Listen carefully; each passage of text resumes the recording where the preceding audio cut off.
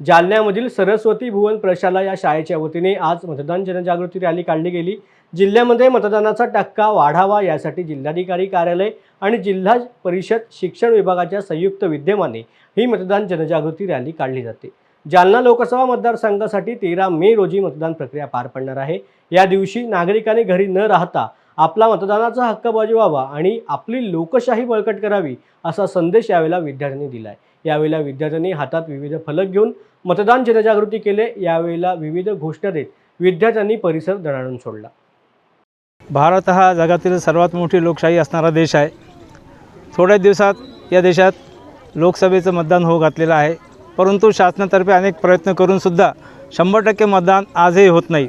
लोकांमध्ये जनजागृती व्हावी, लोकांनी आपले सर्व कामं सोडून त्या दिवशी मतदानाला यावं, चांगला उमेदवार निवडून द्यावा, जेणेकरून चांगली सत्ता येईल, चांगलं शासन येईल। याकरता लोकांमध्ये जनजागृती होणे आत्ताही आवश्यक आहे।